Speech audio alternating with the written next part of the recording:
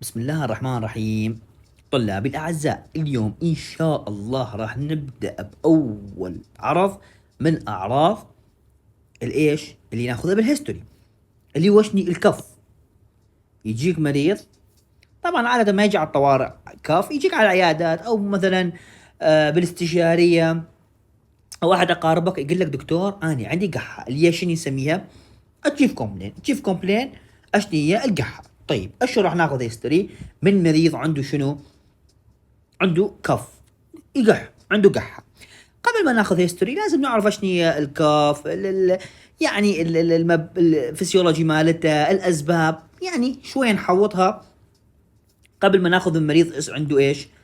كف كهيستوري. نيجي على الكف، يقول لك is the most common complaint encountered by office based healthcare practitioner. خاصة بالشتاء أكثر عرض يعاني منه الإيش؟ المريض، وأكثر عرض يعني يراجعون به العيادات الخارجية هو شنو؟ الكف. كثير يجوك إن شاء الله من تكبرون وتصيرون ممارسين، يجيك على العيادة واحد، السلام عليكم دكتور. عليكم السلام. دكتور عندي قحة دمرتني ضوجتني. فالكف من يعني most common complaint يعني encountered in the يعني office. خلي بالك القحة مهمة، هو رب العالمين ليش خلى يصير عندنا قحة أصلا؟ It's important in the clearance of excessive secretion and foreign body object from the airway. طيب يعني أهمية السعال أو القحة إنه تتخلص من المخاط الزايد. صار عندك انفكشن، جسمك كرد فعل أنتج مخاط، انترس إيش؟ قصبات مالتك، فجسمك يبدي شو يسوي؟ يتخلص من هالاكسسيف سكريشن. او فرضا اختنقت بشيء، بلعت فد فورن بادي، مثلا بلعت فورن بادي، فستق، اي شيء يعني. تمام، جسمك يبدي يطرده عن طريق الايش؟ الكف. دخل غبار، دخل شيء، يبدي ايش؟ الكف يطرده عن طريق الكف، اللي هو ريفلكس، عباره عن ريفلكس. ويلعب دور مهم انه ايش؟ ينقل انفكشن من شخص الى اخر. انه يلعب ايش؟ دور بنقل انفكشن من شخص الى شنو؟ الى اخر. واحد يقح، راح يطلع عندي رذاذ دروبلت تنتشر الى اناس اخرين. طيب الكف بشكل عام، although كف يقول لك may often only be a minor annoyance، يعني الكف شيء بسيط، يجوز قحة عادية جدا ما راح تأثر ذاك التأثير، مجرد شغلة بسيطة مزعجة للمريض، ولكن قد يكون خلفها مرض شديد خطير. it can be اشنو؟ a sign of severe underlying اشنو disease. يعني يجوز يجيك مريض عنده قحة، بس هو ايش عنده؟ عنده لون كانسر، يجوز سرطان بالرئة، اسم الله علينا وعليكم. او يكون عنده توسع قصبات، توسع قصبي، ويظل يقح ويزيد بلغم، او عنده السل، التدرن، التيبي، او يجوز عنده خطية ربو، او من التدخين صاير عنده مرض سي او بي دي. طبعا هذول امراض راح ناخذ لمحات بسيطة عنهم ان شاء الله، وبالنظري راح يعني تفتهمون الموضوع ان شاء الله. فأهمية القحة انه تستثني هذه الامراض الخطرة. أهمية القحة شنو هي؟ انه تستثني هذه الامراض يعني المعقدة. طيب الهيستوري والاكزام مهمين جدا في تشخيص الكف، يعني فحوصات مع اكزامينيشن بحدهم ما يفيدوني، لازم اكو ايش؟ انه بالهيستوري لازم الهيستوري يكون موجود. اكيد الفيزيكال اكزام مهم، اكيد الانفستيجيشن مهمه، بس يعني الهيستوري رقم واحد. طيب الكف الى كم قسم نقسمه؟ حسب ايش؟ مدة القحة، الديوريشن. السعال، السعال الى كم تقسيم نقسمه حسب الديوريشن؟ اولا ممكن يكون اكيوت، اللي هو اقل من 3 اسابيع. يجيك مريض يقول لك دكتور عندي قحة صار لي اسبوعين، صار لي 10 ايام، صار لي 20 يوم، هاي تعتبرها اكيوت. الكرونيك صار له اكثر من ايش من 8 اسابيع، يقول لك دكتور صار لي 3 اشهر اقح، صار لي شهرين اقح. تمام، هاي نسميها اشني؟ كرونيك، مزمنه. او تكون سب اكيوت من 3 الى 8 اسابيع، يعني تشمل يعني اسباب الاكيوت تنضم تحت السب اكيوت، والكرونيك ايضا تنضم تحت الايش؟ السب اكيوت. طيب اشني يعني انت يعني لازم تعرف الاسباب. اسباب الاكيوت كف، شنو اسباب المريض اشني اللي عنده قحه اكيوت؟ يقح اكيوت. اولا شوف، upper respiratory tract infection، عدوى وين؟ بالابر ريسبيراتوري تراكت، يعني بالنيزوفارينكس، بالنوز، بالساينسز، تمام، الى حد التريكيه. هاي نسميها شنو؟ هاي شو نسميها upper air، يعني respiratory tract او upper airway infection. بهاي المناطق نسميها اشني؟ upper respiratory tract infection. مثلا واحد فلاونزا، واكيد كلنا صار عندنا فلاونزا بالبدايه احتقان وكذا، وراها نبدي ايش؟ نسعل، يصير عندنا قحه، صح ولا لا؟ ما صح؟ صح. او مثلا واحد ايش عنده ساينسايتس، التهاب جيوب انفيه، تشوفوا عنده ينزل من خشم مخاط وسبيوتم ويبدي يقح ايضا. او واحد عنده التهاب بالتريكيه نسميها تريكيايتس، التهاب بالتريكيه يسوي لي قحه، وهي ضمن الابر ريسبيراتوري تراكت، فنسميها ابر ريسبيراتوري تراكت انفكشن. هاي اول ايش؟ اول نقطه. او ممكن لور ريسبيراتوري تراكت انفكشن اللي هي القصبات واللنج. فاللور ريسبيراتوري تراكت انفكشن، لور ريسبيراتوري تراكت انفكشن ممكن ايش؟ يجي على شكل اكيوت كاف، مثلا ابو الاكيوت برونكايتس، التهاب قصبات مزمن، او اللي عنده نيومونيا اللي هي بالعاميه نسميها ذات الرئه، اللي هي انفكشن بالرئه. طيب هذول انفكشنات لو ريسبيراتوري تراكت انفكشن يجون ايش عندهم؟ عندهم قحه. طيب دكتور يجون شلون؟ يجون اكيوت، يجون اشني؟ يجون اكيوت. فمن يجيك المريض يقول لك دكتور عندي قحه صار له اسبوع 10 ايام، خلاص قبل ما تاخذ هيستوري تخلي بالك ايش هاي الاسباب. طيب او اكيوت اكساسربيشن للكونديشن كرونيك، يعني مثلا واحد عنده ربو، عنده ايش؟ عنده ربو. او واحد عنده مرض اسمه سي او بي دي اللي هو مرض المدخنين، كرونيك اوبستراكتيف بالمونري ديزيز، الداء الرئوي الانسداد المزمن، اللي هو عباره عن انسداد بالقصبات بسبب انفكشن والتدخين، عفوا بسبب تدخين. او مريض عنده ايش؟ برونكياكتيسس. ايش عنده؟ برونكياكتيسس. برونكي يعني قصبه، اكتيسس يعني توسع قصبات، توسع قصبي. طبعا القصبات عادة تتوسع اثناء التنفس وترجع طبيعي بالاكسبيريشن، بالزفير. اذا صار انفكشن وصار دمج للوول تظل القصبات يعني دايليتد وما ترجع للحاله الطبيعيه مالتها، نسميها برونكياكتيسس. هاي البرونكياكتيسس مثلا سي او بي دي، الازمه، هذول امراض مزمنه. يعني يجيك المريض عنده كرونيك كف، بس مرات يعني يقلب اكيوت، نسميه اكيوت اون كرونيك، يقلبون اكيوت. فاي كونديشن اكيوت كرونيك تقلب اكيوت. او واحد عنده اشني؟ الرجيك راينايتس، التهاب انف تحسسي، خاصة بالربيع تشوفوا خشمه يجري منه ماي ويظل يقح، هذا نسميه التهاب انف تحسسي، وكلش كمان موجود بمجتمعنا. او يجيك فرم بادي اسبريشن، جاك وكن بلع فستق، او كن فات شي بخشمه وكن نزل على القصبات مالته، هذا يجيك اكيوت. اكيوت يعني يجيك هذا خلال ساعتين ويقح وضيق تنفس طبعا معها اكيد، يعني هاي كلش صدم فجأة تبدا. او مثلا مريض مالك عنده بالمونري امبوليزم، يعني صمة رئوية، يعني خثرة وين؟ بالشريان مال بالمونري ارتري، هذا هو البالمونري ارتري، تمام. المريض مالك يصير عنده مثلا عنده خثرة هنا، امبولس جايه من غير مكان. طبعا هاي بالنظري راح تتوسع عندكم اكثر ان شاء الله. بالمونري امبوليزم. او اكيوت بالمونري اديما اللي هو اشني؟ وذمه بالرئه، وذمه رئويه حاده، اكيوت بالمونري اديما. ايضا هذول يعني جماعه اللي عندهم عجز بالقلب، اللي عندهم هارت فيلير، مرات فجاه يتجمع عندهم المي بصدرهم، يضيق نفسهم، عندهم قحه.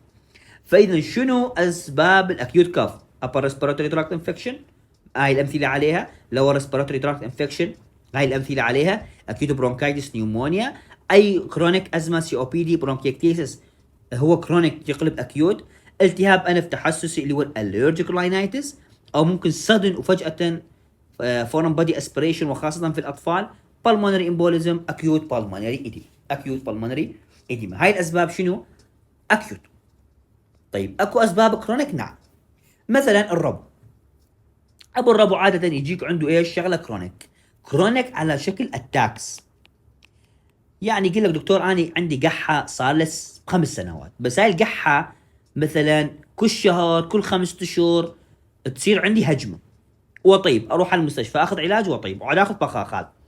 فيجي وكرونيك بس مو يوميا، اتاكات، هجمات تجي، تمام، هجمات. ابو السي او بي دي هذا يجيك كرونيك ديلي، يوميا يقح، مدخن، هذا سموكر، هذا مرض المدخنين، هذا مرض المدخنين، يصير عند المدخنين. فهذا المريض مالك سموكر، يجيك يوميا عنده قحه من الصبح. او مرض اللي ذكرناه برونكيكتيسس اللي هو توسع القصبات، طبعا هذا كرونيك، هذا اكثر واحد بسبيوتم، اكثر واحد بايش؟ يزد بلغم، يقعد الصبح يزد يعني قلاصين ثلاثه بسبيوتم، وبيريولنت، يجي مثل صديد، انفكشن قوي عنده. طيب مرض اخر اسمه pulmonary fibrosis. هذا البلمونري فايبروسيس يشبه البرونكيكتيسس، اثنينهم عندهم قحه، بس هذا اكثر واحد قحته ناشفه، دراي، ناشفه ما بيها اي يعني بلغم، قليل نقطه. هذا اكثر واحد بيه بلغم. فهذول واحد يعني عكس الله، حتى تحفظوهم: برونكيكتيسس، pulmonary fibrosis. اذا عندي ربو سي او بي دي. طبعا هذول اثنين هم بس بالصوت يسووا لي وزيز، هاي معلومه تفيدكم بعدين بالاكزام ان شاء الله. هذول اثنين يسوون خرخره بالصدر، راح تاخذوها بالعملي ان شاء الله بالاكزامينيشن، راح ناخذها كراكلز نسميها. اثنينهم يسوون كراكلز، هذول اثنينهم يسوون ويزنج، بس هذا يجي على شكل هجمات، هذا يوميا. هذا يسوي يزيد سبيوتم كثير، بلغم كثير، وصديدي من الصبح، هذا دراي. فهذول النقاط يعني فارقه حتى تحفظوها. سبب خامس مهم جدا اللي هو سرطان الرئه. سرطان الرئه مريض مدخن يوميا يقح يقح يقح، فجاه نوعيه القحه ماله تغيرت، يظل ياخذ علاج ما يطيب عليها، تمام. فبهالحاله انت راح تقول اوف، اذا اكو مشكله بالموضوع، هذا ليش ما يطيب هذا المدخن؟ ليكون ايش هذا لان كانسر. او واحد عنده سل تي بي نسميه التدرن، اللي هي بكتيريا تسوي ايش؟ انفكشن بالصدر. طبعا يضعف وزنهم، ينزل الوزن مالتهم، يضيق نفسهم، وتلاحظ عنده قحه او ايضا معاها بلغم. طبعا هذول ايضا واحد تقارنه بالاخر، هذول ايضا واحد قارنه بالاخر.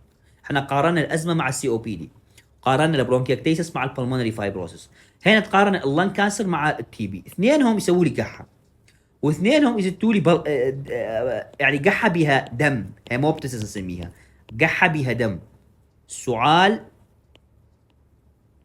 دموي، اللي هي قحه بها ايش؟ بها دم. واثنينهم يسووا لي نقصان وزن. ولهذا من يجيك واحد عنده قحه تقول له وزنك شلونه؟ نقصان وزن، تمام، بس هذا انفكشن، هذا كانسر. اكو كرونيك اليرجيك راينايتس. اكو شنو؟ كرونيك اليرجيك شنو؟ راينايتس. اكو كرونيك اليرجيك راينايتس اللي هو التهاب تحسس انف مزمن. طيب اكو مرض اخر اسمه جيرد، اللي هو جاسترو اسوفيجيال ريفلكس ديزيز.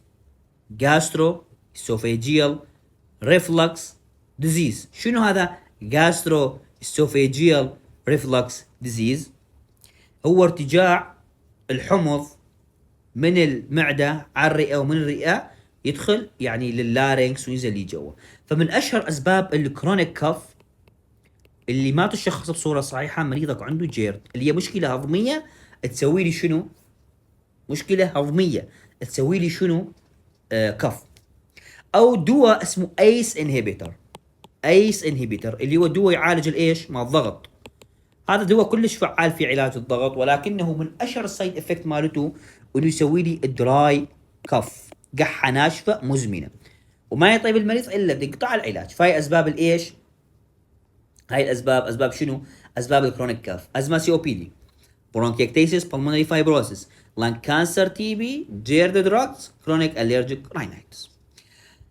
راح نجي اول شيء تاخذ معلومات من ايش؟ من المريض. طبعا تسال عن اسمه، تسال عن العمر مالته، هل هو اولد ولا يونج.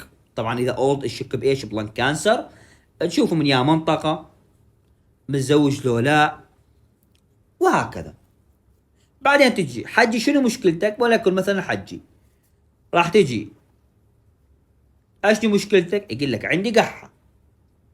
اوكي، اذا التشيف كومبلين مالته شنو هو؟ عنده قحه. طيب نجي نسال المريض كالتالي ونسوي هيستوري اوف بريزنت النس، مثل ما افتهمنا شنو معنات هيستوري اوف بريزنت النس.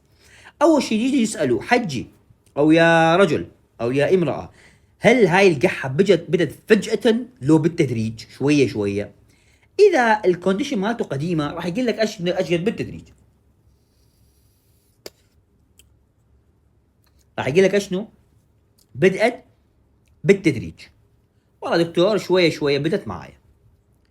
بس اذا جاك طفل مثلا اذا جاك طفل صار له ساعتين عيقح، هنا معناته اكو فورن بودي اسبريشن، يجون الاهل يقولوا لك دكتور فجاه بدا يقح، الجسم ماله عايز يتخلص من شيء طارئ، هذا فورن بودي كان يستنشق شيء غريب. فهي نسميها الاونست والديوريشن، يعني ايمتى بدت القحه؟ صار لها ساعه، ساعتين، يوم، يومين، شهر، شهرين، صار لها قد، وبدت معك فجاه لو بالتدريج، اوكي. بعدين تيجي على البروجريشن، مثلا قال لك دكتور عندي قحه، يابا قحه صار لها قد؟ والله دكتور صار لها 3 اسابيع. بدات فجاه لو بالتدريج؟ لا والله دكتور شوي شوي بدات معايا. طيب تقول له خلال هال3 اسابيع زادت، قلت، هي نفسها؟ اذا زادت معناته الكونديشن يعني يصير ديتوريوريشن بيها، يعني حاله المريض عاد تزداد سوءا. حاله المريض ايش يصير بيها؟ عاد تزداد سوءا. او اذا قلت يعني عيتحسن. طيب فتساله اشلون صارت؟ زادت، قلت، لو هي نفسها. بعدين تسال عن القحه، يجي لك مثلا صار عندي قحه سنتين، تقول يابا هاي القحه مستمره معك يوميا لو متقطعه، تجي على شكل ايش نسميها؟ اتاكس، على شكل هجمات. مثلا يقول لك دكتور ايه يوميا عندي قحه، او يقول لك لا دكتور كل شهر مره، كل شهرين مره يصير عندي قحه، يوم يومين ثلاثه وطيب. هاي نسميها اتاكس. فتسال عن الكورس مال القحه، هل هي مستمره لو متقطع. بعدين تسال عن الكاركتر مال القحه، ميزه مال القحه، هل القحه ناشفه لو معاها بلغم. ليه كل واحد له اسباب معينه، كل واحد له سبب معين. مثلا البلمونري فايبروسيس، التليف الرئوي، يسوي لك قحه ناشفه. بس البلمونري او يعني البلمونري برونكيكتيسيس او البرونكيكتيسيس يسوي لك، يزيد لك بلغم سبيوتم. فتساله هل القحه مالك ناشفه ولا القحه مالتك يعني ايش اسمه القحه ناشفه لو معاها بلغم. فتسال هل القحه ناشفه ولا القحه معاها بلغم، لان كل واحد له اسباب معينه. طيب بعدين تسال عن الايش؟ عن البريسبيتيتنج فاكتور، اشنو الشغلات اللي زيد القحه عليك؟ تسال الحج يابا شنو الشغلات اللي زيد عليك القحه؟ مثلا يجي لك والله دكتور تزاد علي بالعطور، من اشتم عطور، او من يصير غبار، او من مريض يدخن، واحد قدامي يدخن. مثلا العطور والغبار تمشي مع الربو، الازمه، او الالرجي مال الخشم، الرجيك راينايتس، التهاب انف تحسسي. طيب الادويه، مثلا ابو الربو اذا ياخذ ادويه النون ستيرويد الانتي فلاماتوري دراجز اللي هي المسكنات، النون ستيرويديه دي راح تاخذوها بالفارما ان شاء الله، او اللي ياخذ بيتا بلوكر. شوف القحه عنده تزداد. او الرياضه، اكو من يركض يضيق نفسه، مثلا اكو نوع خاص من الربو نسميه اكسرسايز اندوس ازمه، يعني يصير عنده ربو نتيجه الايش؟ الركض. فتسال مريضك يابا شنو الشغلات اللي زيد القحه عليك؟ تجي شنو الشغلات اللي تريحك؟ شنو الشغلات اللي تريحك يا حجي؟ تمام، هاي مهمه.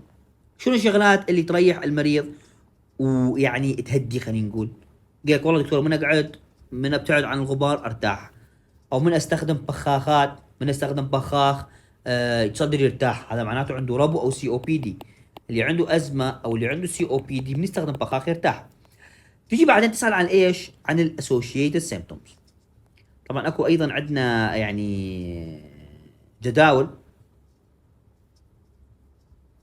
وكنا اخذنا مثال عن مريض. تمام ونعرف وايضا راح نعرف اسباب الدراي والكاف. طيب الاسوشيتد سيمبتومز هسه نجي عليه ان شاء الله بالتفصيل، بس فاحنا هسه نشرح بشكل عام. تسال المريض مسخن انت؟ حرارتك شلونه؟ زينه حرارتك لو لا؟ اذا قال لك ايه دكتور اني مسخن، من يقول لك اني مسخن يعني عنده انفكشن، خلي بالك انفكشن، برونكايتس، نيومونيا، تمام، تشغل خلي بالك انفكشن. او مثلا عنده ازمه او سي او بي دي وكان صار عنده انفكشن عليه، يعني فوقاتها هو صدره تعبان كان صار عنده انفكشن. تسال عنده ضيق تنفس لو لا. طبعا غالبيه الامراض اللي ذكرناهم يصير عندهم اشني ضيق تنفس، اللي هو شورتنس اوف ا بريث. من يجي المريض يقول لك عندي قحه وضيق نفسي، غالبيه الاسباب تسوي لك ايه؟ شورتنس اوف بريث. يعني الازمه تسوي لك شورتنس اوف بريث، البلمونري فايبروسيس، برونكيكتيسيس، السي او بي دي، غالبيه هاي الامراض تسوي عندي ايش؟ يعني برو يعني شورتنس اوف بريث. يعني مثلا مثلا الابر ما يسوي لي، بس اللور مثلا اكيوت برونكايتس نيومونيا يسوي لي، الازمه سي او بي دي برونكيكتيسيس يسوي لي، الرجيك راينيتس ما يسوي ضيق تنفس عندي، فورن بودي اسبريشن يسوي ضيق تنفس، بالمونري امبوليزم يسوي ضيق تنفس، اكيوت بالمونري ايديما اكيد يسوي، ازمه سي او بي دي برونكيكتيسيس فايبروسيس لان كانسر تي بي كلهم يسوي لي ضيق تنفس. طبعا عدا الادويه، الدواء ما له علاقه بس يسوي قحه. الجيرد كذلك والكرونيك الرجيك راينيتس هذول ما يسوون ضيق تنفس. تمام، هاي بس معلومات تعرفوها انتم، يعني ما مطالب بها بس لازم تكون واعي، لازم تكون فاهم. انت لما تسال المريض يضيق نفسك لو لا، اذا قال لك لا ما يضيق نفسي، قد يكونون هذول الثلاثه جوا وقد يكونون هذول الفوق، بس من يقول لك ايه عندي ضيق تنفس ما تخلي بالك دراجز او جيرد، تخلي بالك هذول الفوق. تمام، فانت هتاخذ هيستوري من المريض. عاد قح دم لو لا، من مريض يقول لك عاد قح دم، انت دخلت بحاله انذار، ترفع الرايه الحمراء نسميها رد فلاج، لان حالته حاله، وضعيته بالعاميه شلون نقول داتشه. من يقول لك عاد قح دم هنا مشكله. طبعا ما دائما انه اي مريض يقح دم انه يعني مشكله، يعني البرونكايتس يسوي قح مريض يزيد بلغم، ولكن اكو اسباب خطره، مثلا اللنج كانسر، مثلا التي بي، البرونكيكتيسيس، هذول امراض خطرين ويسووا لي ايش؟ مريض يقح دم. طبعا الهيموبتسس راح ناخذه هيستوري بحده ان شاء الله. فتساله هل انت عتقح دم لو لا، نسميها هيموبتسس. هيمو دم، تيسس هيموبتو، تيسس يعني يقح. تسال المريض هل عنده وجع بصدره لو لا، عنده تشيست بين لو لا. طبعا غالبيه الامراض يعني اللي تسوي كف تسوي لي تشيست بين عادي، يعني مثلا نيومونيا بالذات تسوي تشيست بين، بالموني امبوليزم مشهور يسوي تشيست بين، وهكذا. تساله عندك نقصان وزن لو لا، حجي اخبار وزنك شلون صار، وزنك زين مو زين. تسال على وزن المريض، اذا وزنه كان قل معناته هنالك مشكله، هنالك ايش؟ مشكله. نقول لك دكتور وزني عينزل، اكو مشكله. طيب شنو هاي المشكله برايكم؟ اول شيء شو يجي ببالك من واحد عنده كف وعنده ويت لوس؟ شو تخلي ببالك؟ والله دكتور اخلي ببالي لان كانسر. بعد ابني خلي ببالي سل التي بي. بعد عيقح بلغم وعيزيد مواد مفيده، برونكيكتيسس مثلا، وهكذا. هذول الاسباب الاساسيه، او سيفير سي او بي دي مثلا. هاي الامراض تخليها ببالك من يصير عنده نقصان وزن، تساله عندك تعب نحول وهكذا. هاي نسميها اسوشيتد سيمبتومز. طيب طبعا اكيد راح تتعلم شلون نسوي اناليسيس للفيفر. يعني نسوي اناليسيس للفيفر، نعم تسالوه صار لك ايش قد مسخن، ايمتى يسخن، كذا، ضيق التنفس، تحللهم كلهم هذولا. بس انت اليوم بعد ما ماخذهم، فاحنا ما شيء يدخل ببطن شيء. انت اليوم تتعلم شلون نسوي اناليسيس الكف وتحفظه زين. ليش؟ اذا حراره يعني انفكشن، ضيق تنفس يعني عنده مشكله ايش؟ قويه بالريسبيراتوري، يقح دم مشكله خطره اكو، وجع بصدره عادي غالبيتهم يسوون وجع بالصدر، نقصان بالوزن يعني عندي لان كانسر، تي بي، برونكيكتيسيس. يعني ما لا تقول لي عنده ياخذ دراجز او الرجيك راينيتس، لا تخليه ببالك هذول. تسال المريض هيستوري، بكل بساطه ممكن يوجهك نحو التشخيص. تسال عن ايش؟ عن الباست ميديكال هيستوري. تسال لي عن ايش؟ عن الباست ميديكال هيستوري. حاجي ايش عندك امراض مزمنه، او اخويا او اختي ايش عندك امراض مزمنه. باست ميديكال ايش هيستوري. تقول لك والله دكتور عندي قحه وعيضيق نفسي صار لي يومين.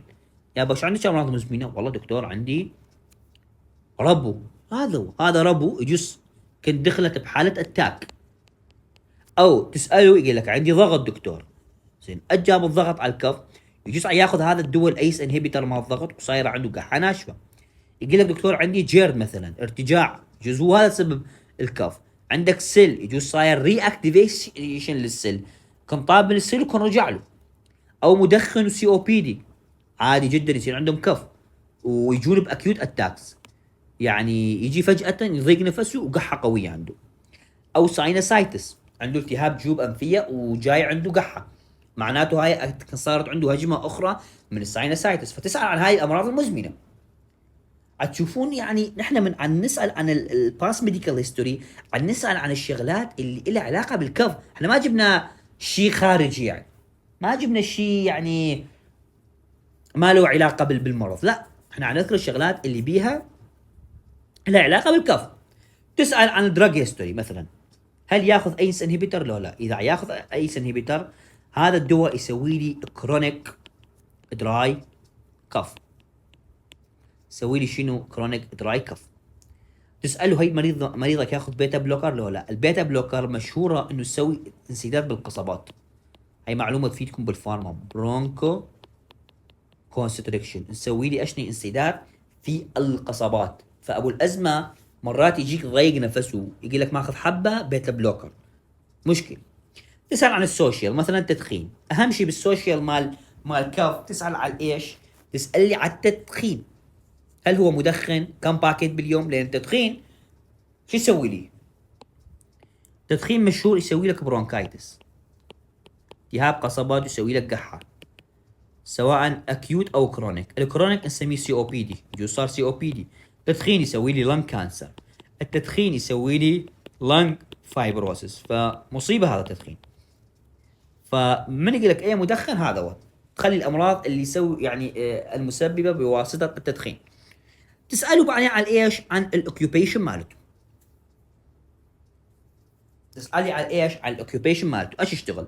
مثلا يشتغل بمعمل الفحم، او يشتغل بمعمل نسيج، او غيره من الاعمال. لان اكو مرض اسمه نيوموكونيوسس راح تاخذوه يعني مرحله رابعه ان شاء الله، اللي هو انه مواد تترسب عندي وين؟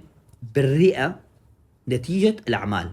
فيصير عندهم اشي نيوموكونيوسس، وبعض من عندهم يقلب بايش؟ فايبروس، والبعض يقلب بايش؟ فايبروسس. فهاي تخليها ايضا ببالك، فتسالوا عن شغله. طيب بما انه يعني اخذنا فكره عسى عن الهيستوري مال السؤال، هسه رح نبدي بالتفصيل. جاك واحد حجي، شوفوا هسه سيميوليتر. جاك حجي، السلام عليكم شلونك حجي؟ اهلا ابني، اهلا وسهلا. اسمك الثلاثي حجي؟ علي عمر حسين، على راسي. قد عمرك حجي؟ قال لي والله 60 سنه. طيب تساله من يا منطقه انت؟ متزوج؟ كم طفل عندك؟ كذا، يجاوبك ويقول لك دكتور القحه موتتني. شلون تاخذ هيستوري منه؟ اول خطوه شنو؟ تساله عن الاونست والديوريشن. تيجي على المده، حجي صار لها قد القحه مالتك؟ تعرف الديوريشن، حجي صار لها قد القحه مالتك؟ قال لك دكتور والله صار لها شهرين. طيب اوكي، صار لها قد شهرين. بعدين الاونست، حجي هاي القحه بدت فجاه لو بالتدريج؟ قال لك لا والله ابني بالتدريج، ولكن ملاحظه هنالك اسباب للصدن اونست تحفظها. يجيك واحد يقول لك دكتور فجاه صار عندي قحه، فجاه صاير عندي قحه، مثل منو اللي صار ساعه عن لحبي؟ الفورن بادي اسبريشن، وبالذات بالايش؟ بالاطفال، بالذات منو؟ بالاطفال. بلع فستق شيء خرزه وقام يقح ويضيق نفسه، هذا السبب من اسباب الفورن بادي اسبريشن اللي يسبب لي يعني اكيوت سادن كف. او بالمونري امبوليزم، يجيك واحد فجاه خثره صارت بايش؟ بالرئه مالته، بالبالمونري ارتري، يقح ويوجعه صدره يضيق نفسه، بالمونري امبوليزم. او اكيوت بالمونري اديما، يجيك فجاه على الطوارئ مريض يقول لك عندي عجز بالقلب دكتور، وفجاه بدا يقح ويضيق نفسه. او اكيوت اكساسربيشن للازمه، للسي او بي دي، او حتى يعني نضيف له البرونكيكتيسس، اي شغله كرونيك صار بيها انفكشن، ها يجيك على شكل ايش؟ صدن اونست، فجاه نسميه اكيوت اكساسربيشن. فجاه يجيك على الطوارئ ضايق نفسه وقحه قويه عنده. بعدين نكمل ويا الحجي مالنا، نقول له حجي القحه مالها خلال هالشهرين هل هي زادت؟ لو قلت؟ لو هي نفسها؟ انت تبي تسال عن ايش هسه؟ تبي تسال عن البروجريشن، الكونديشن مالته عاد تتحسن؟ لو ايش؟ لو عاد تتدهور؟ انت لازم تعرف. طيب تسال عن الكورس مال القحه، تقول له حجي القحه مالها خلال هالشهرين مستمره يوميا. شوفوا عاد اعيد، لو متقطعه تجي وتروح. يعني كونتينيوس لو انترميتنت. قال لك والله ابني يومية عاد تجي. بس اذا انترميتنت معناته اشني هذا ازمه، عاده ازمه، ابو الازمه يجي انترميتنت. طيب تقول له القحه هل تزداد خلال موسم معين؟ من يجيك مريض يقول لك دكتور والله القحه مالتي تزداد بس بالربيع مثلا بسبب حبوب اللقاح، هذا يا اما اليرجيك راينايتس يا اما ازمه. هذول يزدادون موسم الربيع، هاي معلومه تخليها بجيبك وتفيدك. نجي على الكاركتر مال القحه، تقول له حجي هل القحه مالتك ناشفه ولا معاها بلغم؟ قال لك والله يا ابني القحه مالتي معاها بلغم. قول له تمام حجي. قول له حجي كميه البلغم مالتك ايش قد؟ قال لك والله يومي الدكتوره قح لي فت نص جلاس. قلت لحجي لون القحه مالك لونها شلون اللون؟ قال لك والله ابني لون القحه مالتي يجي على بياض. طبعا اللون مرات يدلك على ايش؟ على دلاله معينه. مثلا اذا شفاف قد يكون هذا اليرجيك راينايتس، او قد يكون لونه ابيض مخاطي ميوكس مثل ازمه او سي او بي دي، او بيم بيرولنت صديد مثل خراج هذا برونكيكتيسس، او لنج ابسس خراج بالرئه مثلا هم يسوي لي كف، ولو ما ذكرنا بالاسباب. تسأل عن الريحه، بيها ريحه معينه لو لا؟ اذا قال لك ايه ريحه ابد ما طيبه يعني يسميه فيتر كلر، يعني مو كلر اودر، معناته هذا بص بالسبيوتم. زين بي دم لو لا؟ قال لك ايه بي دم. اذا هنا مشكله، من قال لي بي دم اشك بامراض معينه، سيل تي بي، لان كانسر، برونكيكتيسيس، اكيوت برونكايتس. طيب نجي على الكف، اذا الكف نقسمه كم قسم؟ يا اما دراي يا اما ايش؟ برودكتيف. برودكتيف يعني ببلغم. الدراي شنو اسباب الدراي كف؟ شنو اسباب القحه الايش؟ الناشفه. يا شباب شنو اسباب؟ يجيك واحد يقول لك عندي قحه ناشفه، خلي ببالك جيرد يجيك عنده قحه ناشفه ويكون كرونيك صار له فتره طويله. بالماني فايبروسس قحته ناشفه ويجيك كرونيك، قحه كرونيك، قحه صار له 3 اشهر 4 اشهر وقحته ناشفه. او ايرلي نيومونيا، ابو النيومونيا عاده يزيد بلغم، هذا انفكشن بالصدر بس بداياته يكون دراي بداياته. فالايرلي نيومونيا دراي كف. اللي ياخذ ايس انهبيتر واللي عنده لان كانسر هذولا يعني تشك بايش؟ بدراي كف. طبعا مرات الدراي كف يقول لك ايه دكتور عندي بلغم بس شويه بمخاط، يعني مرات شويه هذا الزايد عادي، يعني يقول لك شويه مشيها ويا دراي. طيب نيجي على البرودكتيف كف. البرودكتيف كف يعني ايش؟ عنده بلغم، يعني عنده ايش؟ عنده بلغم. تسأل حجي لون البلغم مالك ايش شلونه؟ قال لك والله دكتور اصفر اخضر يعني يلو تو جرين. من يقول لك يلو تو جرين ايش راح تقول له؟ ايش راح يجيب بالك؟ يا يعني انديكيت يا اما برونكايتس التهاب قصبات، اكيوت طبعا، اكيوت برونكايتس يجيك على شكل يلو تو جرين انفكشن، او ساينسايتس التهاب جيوب انفيه، او نيومونيا اللي كانت دراي وبعدين صارت برودكتيف، او برونكيكتيسس اللي هو يزيد كم اكثر واحد يزيد كميات رهيبه من البلغم. سي او بي دي اكساسربيشن يعني صار نيومونيا عند واحد عنده سي او بي دي، او اللي عنده سيل، او اللي عنده ابر اير واي سيندروم اللي هو يعني اللي عنده تحسس بانفه، اليرجيك راينايتس. يعني هاي اسباب الايش؟ اللي يزيد بلغم لونه يلو تو جرين. زين اللي يقول لك دكتور انا عاد ازيد يعني بلغم لونه ابيض او كلير رايق، تشك بايش؟ بازمه. الربو مشهور انه يسوي لي ايش؟ كلير تو وايت ماذا؟ كلر. او ابو السي او بي دي نسميه سموكر كف، يعني قحه مال يعني مدخنين، تمام؟ هذول مشهور انه يوميا يزيتون بلغم ابيض. او اللي عنده اليرجيك راينايتس هذا مشهور انه يسوي مرات يلو تو جرين يعني كف، ومرات كلير تو وايت كف. اوكي زين. بعد يجيك مرات المريض عنده بيريلانت كف مثل ايش؟ البرونكيكتيسس. طبعا البرونكيكتيسس تسوي يلو تو جرين كف، وممكن تسوي لك ايش؟ بحالات السيفير انفكشن بيريلانت يعني صديد بي مثل الخراج. او النيومونيا، شوفوا ابو النيومونيا اذا تلاحظون ممكن يجيك انه يسوي لك خلينا نلون. مشهور الايرلي نيومونيا يسوي لك دراي كف. مرات الانفكشن نيومونيا العاديه تسوي لك يلو تو جرين كف. بالسيفير كيسز تسوي لك ايش؟ بيرنانت كاف. هتلاحظون شوفوا، او اللنج ابسس، خراج بالرئه وزته. هاي اسباب الايش؟ الدراي كاف والبرودكتيف كاف، تحفظوها مثل اسمكم، مهمه حتى تعرف السبب وتصل للايش؟ للتشخيص. طبعا انت مرحله ثالثه ما مطالب بالتشخيص، انت متعلم تاخذ هيستوري. تعلم ايش؟ تاخذ هيستوري. ولكن ابو الرابعه وابو الخامسه وابو السادسه مطالب بالتشخيص، فلازم يقراها. طبعا هاي المعلومات تفيدك،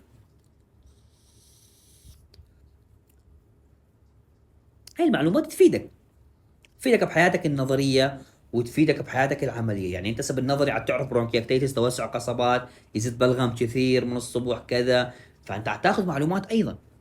نجي على الاسوشيتد سيمبتومز. حجي عنده قحه مثلا، يا بسخن لو لا؟ قال لك ايه ابني اني اسخن. من قال لك اني اسخن تجي ببالك اسباب معينه، مثلا نيومونيا، اكيوت برونكايتس، تي بي، سيل، لنج ابسس، برونكيكتيسس. اذا جاك عنده نيومو كاف وفيفر، عنده قحه، قال لك ابني والله مسخن اني، يجي ببالك اشني؟ نيومونيا، التهاب الرئه، او التهاب بالقصبات، او السل اللي هو نوع من انواع النيومونيا، خراج او برونكيكتيسس. او جاك قال لك ابني عندي قحه ومعاها نقصان بالوزن، وزني بدا ينزل. وزني بدا شنو؟ بدا ينزل. شو يجي ببالك؟ لن كانسر اولا، تي بي اثنين، برونكيكتيسس ثلاثة، سي او بي دي أربعة، ضيف للنج ابسس. طبعا ما نذكرها كثير لأنه حالة نادرة، بس ضيفة. فيجيك مريض عنده قحة مثلا، قال لك عندي قحة مزمنة، إذا تي بي. تي بي المقلد يعني تي بي يجيك اكيوت، كرونيك، يعني بس عادة كرونيك. يجيك دراي، سبيوتم، حسب.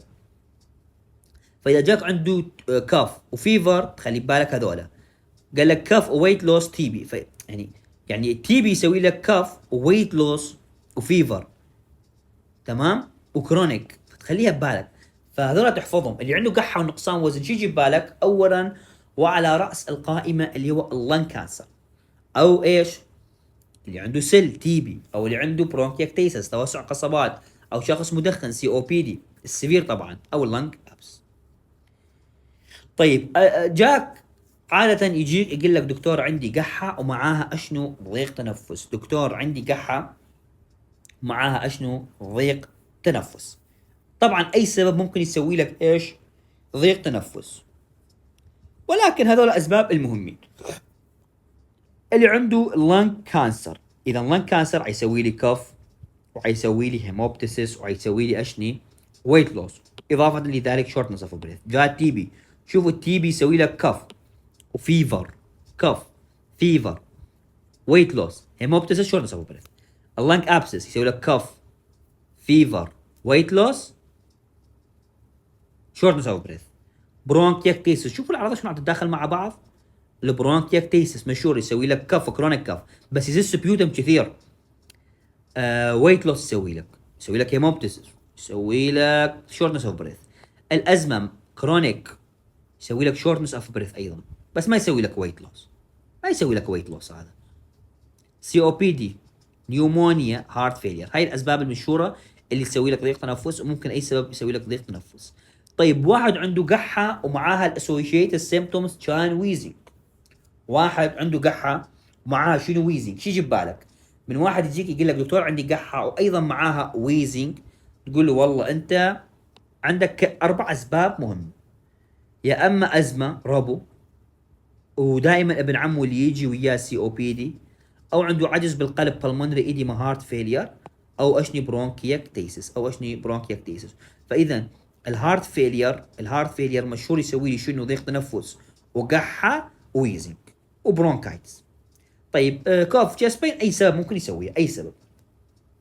طيب من يجيك واحد يقول لك عندي دكتور عندي قحه وعندي حموضه بصدري وقحه ناشفه دراي وكرونيك، اذا هذا جيرد.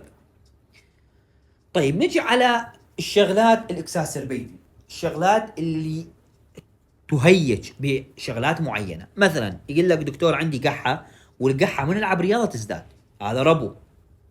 او يقول لك من تعرض الهواء البارد، او من تعرض الغبار والعطور، هذول كلهم ازمه واليرجيك راينايتس. ازمه واليرجيك راينايتس، تمام. يعني يلعب رياضه، يتعرض الهواء البارد، ازمه. يتعرض الغبار والعطور، يتعرض الغبار والعطور، تمام. اذا هذا شنو؟ هذا عرض الغبار والعطور، هذا allergic rhinitis او ازمه. او يقول لك دكتور من اتمدد على ظهري القحه تزداد. من اتمدد دكتور؟ يقول لك دكتور من اتمدد القحه شو يصير بيها دكتور؟ يقول لك قحتي تزداد علي دكتور، القحه تزداد. اذا هذا يا اما جيرد يا اما هارت فيلير، كونجستيف هارت فيلير، فشل قلبي احتقاني، فشل قلبي شنو احتقاني. او يقول لك دكتور والله القحه تزداد علي بالليل. من يقول لك بالليل تخلي بالك ثلاث شغلات: ازمه، جيرد، هارت فيلير، ازمه، جيرد، هارت فيلير، ازمه، جيرد، هارت فيلير. شوفوا نفسهم يعني يتداخلون مع بعض. طيب زي شو الامراض المزمنه اللي يعاني منها المريض؟ تساله يابا انت ايش عندك امراض مزمنه؟ احكي لنا حجي. يقول لك والله دكتور عندي ضغط. ها عندك ضغط ايش تاخذ ادويه؟ والله دكتور اني اخذ كبوتين. اذا هذا يسوي كرونيك دراي كف. او يقول لك دكتور عندي ربو والله وجاي عندي قحه هسه، يجوز هذا ازمه اكساسربيشن. او يقول لك مدخن اني سي او بي دي، او عندي سل، او عندي هارت فيلير. كل هذول الباس ميديكال هيستوري ممكن تزداد على المريض ويجيك على شكل كف. سوابق الجراحيه، طبعا بعد العمليه مشهور انه مرات يصير عندهم كحه، يعني بعد العمليه وتحت تاثير التخدير يصير باراليسيس للسيليا، فيصير يعني اسبريشن، يعني مواد مال الثوم تروح للرئه، فيصير عندهم اسبريشن نيومونيا. فتساله على العمليه بسويها جديد لو لا، يجيك عنده قحه ويعني يجيك نيومونيا حرفيا، قحه، عنده فيفر، شورتنس اوف بريث، تمام، سبيوتم. قول له بسوي عمليه؟ يقول لك ايه والله دكتور سويت عمليه. فليكون هذا اسبريشن نيومونيا. تسال هل ياخذ ايس انهبيتر؟ هل ياخذ ايس انهبيتر؟ هل ياخذ بيتا بلوكر؟ ايس انهبيتر مشهوره تسوي كرونيك دراي كف، بيتا بلوكر تهيج من الازمه. تيجي على السوشيال هيستوري، اكيد يابا انت مدخن، المده، كميه. طيب تربي طيور ودواجن، هاي مهمه جدا. هل حضرتك تربي طيور او دواجن؟ تربيه الطيور والدواجن مرات مشهوره انه شو تسوي عندي؟ مشهوره انه تسوي عندي تحسس، مشهوره تسوي عندي ايش؟ تحسس، اليرجي. في يعني يصير عنده دائما يظل يقح يقح يقح يقح، مرات معاها بلغم، مرات ناشفه. فيطلع السبب من الطيور والانتي جيس موجوده داخل هذه الطيور. تجي على قصه العمل ماله وايش قد صار يشتغل مثلا. اوكي. طيب اكو مصطلح اريدكم تعرفوه اللي هو شنو؟ الرايات الحمراء، الريد فلاكس. هاي تحفظوها، الرايات الحمراء. ما هي الرايات الحمراء؟ الريد فلاكس. يجيك واحد عنده قحة ويزد بلغم، ترفع الراية الحمراء، هذا خطر.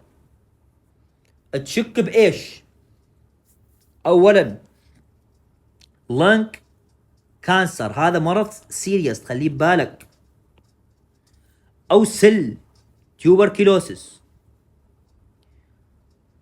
او بالمونري امبوليزم. ولو اني ما ذكرته بالبدايه، ما جاب بالي، بس طلع موجود من الجدول. اللي عنده بالمونري امبوليزم هذا يجيك على شكل ضيق تنفس، قحه معاها بلغم. او مرات النيومونيا، النيومونيا القويه مشهوره انه تسوي لي ايش مرات؟ هيموبتسس. ولو راح ناخذ موضوع خاص بالهيموبتسس ان شاء الله. ممكن يكون بناين، بس مو بناين يعني مو بناين يعني حميد حميد، بس يعني بناين تعتبر. مثلا واحد عنده التهاب قصبات، برونكايتس، سواء فايرال بكتيريال برونكايتس، التهبت القصبة بسبب بكتيريا، او التهبت القصبة بسبب فيروس. او اللي عنده سي او بي دي اكساسربيشن، يعني صار عنده انفكشن بالايش؟ بالرئة، وهو مريض رئاته تعبانة بسبب التدخين. او برونكيكتيسس ذكرناها، بس هو ما اعرف ليش معتبرها البناين المصدر، المفروض هم السيفل. طيب مريضك عنده قحة ومسخن ويزد بلغم، مريضك عنده قحة ومسخن ويزد بلغم، بيريلان سبيوتم برودكشن، تشك بنيومونيا او لانج ابسس. وايضا نيومونيا بين قوسين اللي يصيب اللي عنده برونكيكتيسس. يا ويلو اللي عنده برونكيكتيسس، ها، ويصير عنده نيومونيا. فالنيومونيا تسوي كف وتزد بلغم، طبعا بيريلان ذكرناها بالجدول، وفيفر اكيد لين انفكشن، واللانج ابسس اللي هو خراج بالرئه.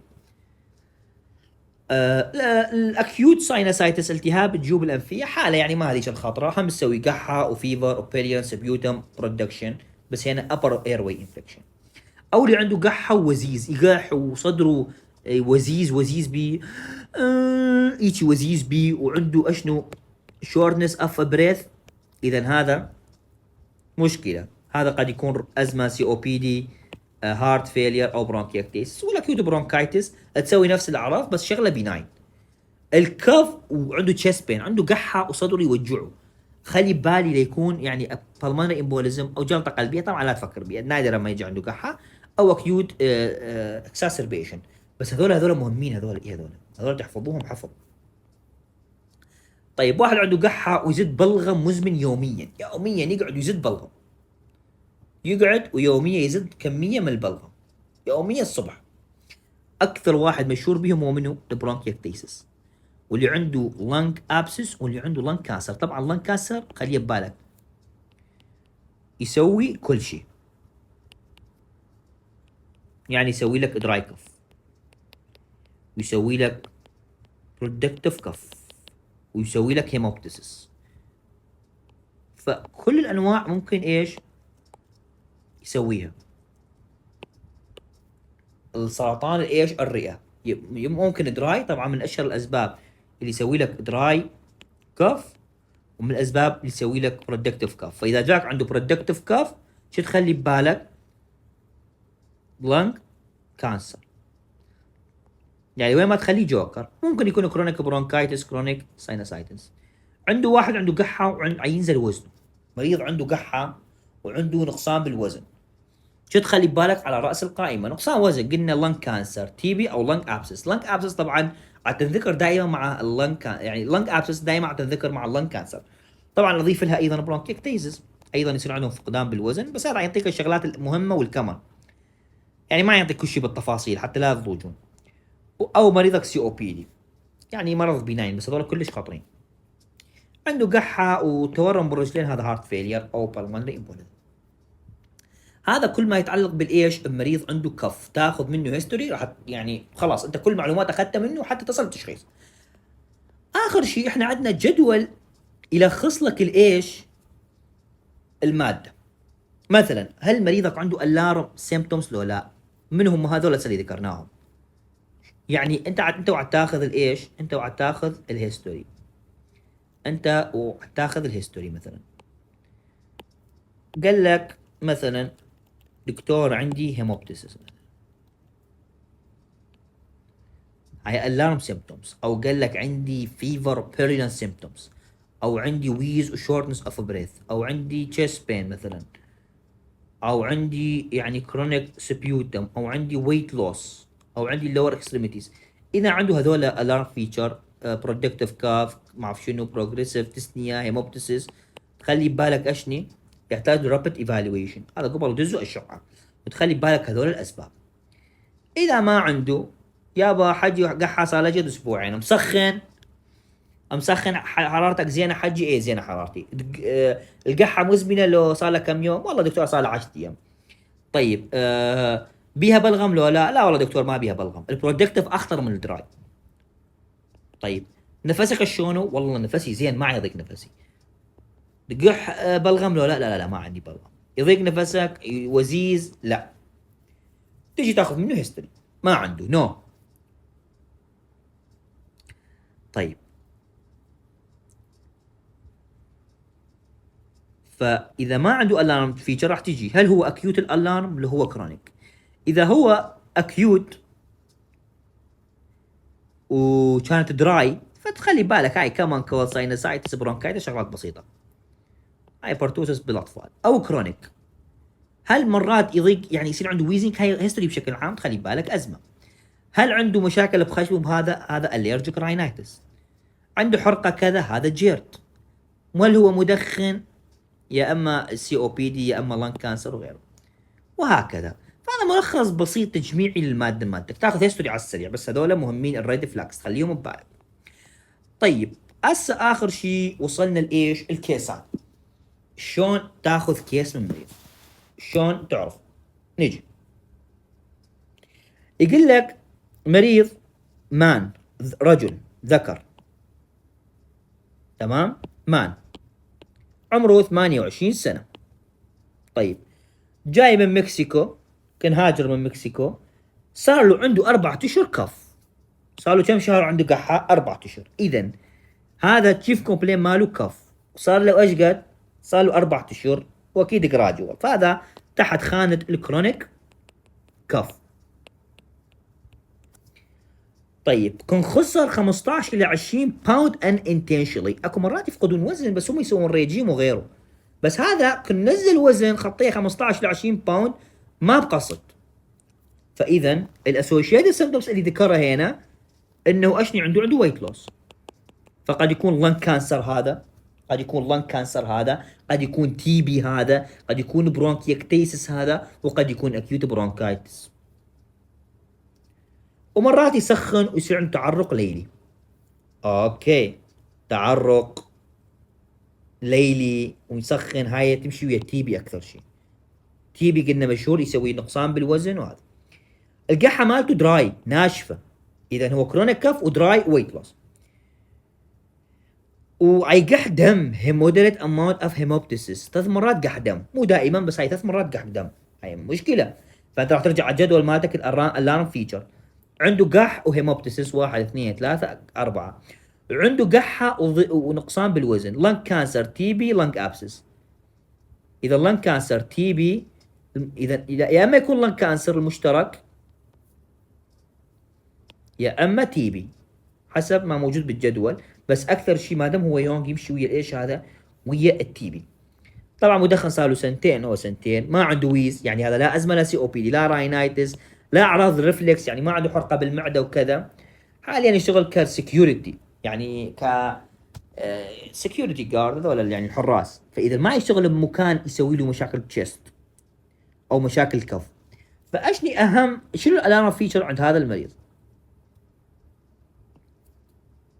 اكيد يقح دم، نقصان وزن، الديوريشن ما تمني، هيستوري اوف سموكينج صار له سنتين، نوع العمل ماله ما هالقد، فهنا ايش تختار؟